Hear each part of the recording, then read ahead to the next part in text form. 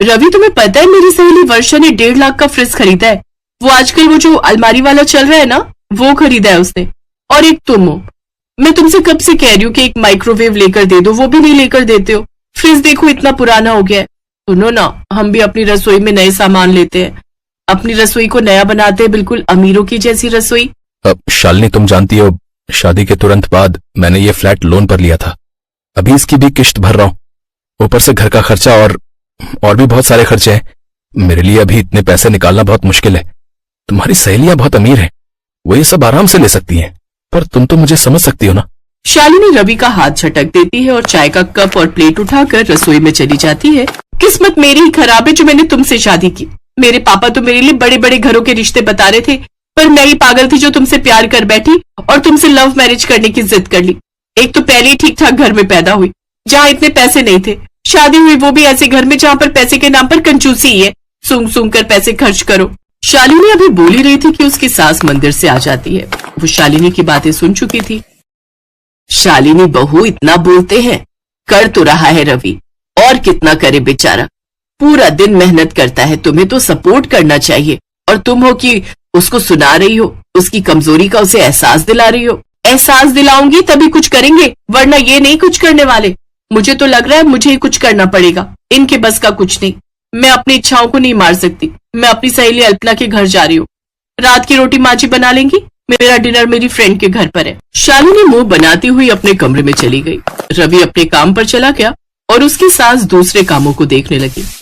शाम के समय शालिनी अपनी सहेली अल्पना के घर जाती है। शालिनी जब कल्पना की रसोई देखती है तो वो हैरान रह जाती है।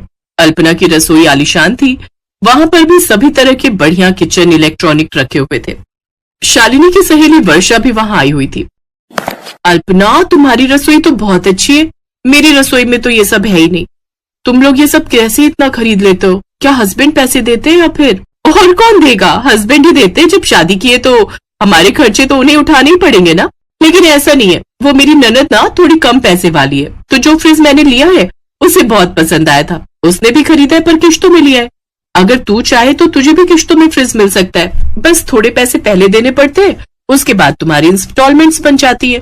क्या तू सच कह रही है? कितने पैसे देने पड़ेंगे?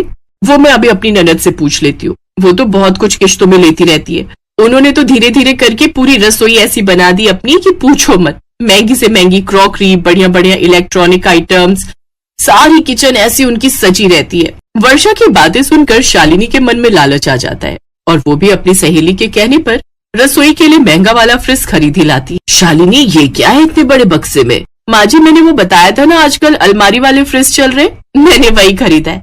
1.5 लाख का फ्रिज है, मैं तो बहुत खुश हूँ। 1.5 लाख? पर इतने पैसे कहाँ से आए बहू? अरे माँ जी, 1.5 लाख रुपए एक साथ नहीं दिए, मेरी किश्तें बनी है, 2 साल तक हर महीने थोड़े थोड़े पैसे देने हैं। बस अब मैं इसको बढ़िया से रसोई में सजा देती हूँ, फिर इसमें अच्छे अच्छे सामान लाकर रखूंगी। उस दिन के बाद शालिनी ने रसोई की हर चीज किश्तों में खरीदना अपनी आदत बना लिया।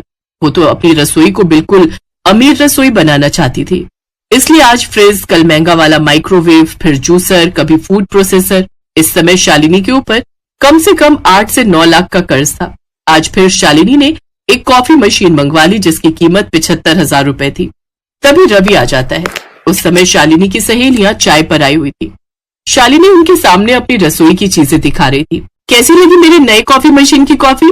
वर्षा, थोड़ी और लो। सचमुच कॉफी तो इस कॉफी मेकर में बहुत टेस्टी बनी है। वैसे तेरी रसोई बिल्कुल अमीरों वाली बन गई है। अब ना इस रसोई को तुड़वाकर एक नया मॉड्यूलर किचन बनवा ले, सारा सामान तेरा उस किचन में सेट हो जाएगा। हाँ वर्षा ठीक कह रही है, अल्पना की किचन तो तूने देखी है ना, मैंने भी अल्पना की जैसी किचन बनवाई है। सब कुछ स्टील की और वुड के दरवाजे, अलमारियां बहुत बढ़िया होती है, पूरा मॉडर्न किचन बन जाता है। इसमें भी तू बनवाने के बाद थोड़े थोड़े पैसे दे सकती है, पूरे पैसे एक साथ देने की जरूरत नहीं। अच्छा, कितने लाख की बन जाएगी? वो तो तेरे ऊपर डिपेंड करता है कि तू उसमें कितना खर्च कर सकती है। वैसे 1 लाख से 5 लाख के बीच में आराम से बन जाएगी। वो मैं तेरी बात कर दूंगी, है मेरी जानकारी में, वो थोड़े थोड़े पैसे लेकर बना देंगे। ठीक है, मैं प्लान करती हूँ। अच्छा तुम लोग कॉफी पियो, मैं तुम्हारे लिए अपने नए एयर फ्रायर में बने स्नैक्स लेकर आती हूँ। शालिनी, रवि बहुत देर का आया हुआ है, मेरे कमरे में बैठा है, वो थोड़ा परेशान है। आप? अच्छा मैं देखती हूँ। क्या हुआ रवि? माँ जी कह रही है कि तुम थोड़े परेशान हो। हाँ, वो हमारी कंपनी बंद हो रही है तो इसी वजह से ये लास्ट मंथ है जो हम लोग जाएंगे। फिर अगले महीने से मुझे कहीं और नौकरी ढूंढनी पड़ेगी। तुम्हारी नौकरी छूट गई, पर तुम तो मुझे इस महीने कुछ पैसे देने वाले थे। इसीलिए तुम्हें समझाती थी बहू, पर तुम मेरी बात सुनती कहाँ थी। हमारे बड़े बुजुर्ग कह गए हैं कि जितनी चादर हो उतने पैर पसारने चाहिए। मैंने सोच लिया है माँ जी, मैं ये सब चीजें बेच दूंगी। जब मैं पैसे ही नहीं भर सकती तो मैं ये सब चीजें रखकर क्या करूंगी। पता नहीं रवि की नौकरी कब लगेगी, और जब लगने के बाद भी 1 महीने बाद पैसे आएंगे, और घर में दूसरी चीजों के लिए भी पैसों की जरूरत है। शालिनी अभी बात कर ही रही थी कि उसकी सहेली अल्पना और वर्षा आ जाती है। वो सारी बातें सुन चुकी थी। शालिनी, वो मेरा पर्स यहाँ रह गया था। परेशान मत हो, तू हमारी दोस्त है, और दोस्त हमेशा दुख सुख के साथ ही होते हैं। हमने तुझे ये सब खरीदने के लिए उकसाया था, और हम ही तुझे हल बताएंगे। देख, मैं ये नहीं कहूंगी कि तू हमसे कर्जा लेकर किश्तें भर, बल्कि मैं ये कहूंगी कि तू नौकरी कर। सच, अगर ऐसा हो सकता है तो मैं तुम दोनों के साथ काम जरूर करूंगी। Thank you Kalpana, thank you Varsha, तुम दोनों मेरी सबसे प्यारी दोस्त हो। शालिनी की आंखों में खुशी के आंसू आ जाते हैं और अपनी सहेलियों की वजह से उसे हिम्मत मिलती है। और आज शालिनी की दोनों सहेलियों ने उसका साथ दिया, और धीरे धीरे करके शालिनी ने मेहनत के साथ अपनी सारी किश्तें उतार दी। साथ ही घर की आर्थिक स्थिति में भी बहुत सुधार हो गया, क्योंकि अब रवि और शालिनी दोनों वर्किंग थे।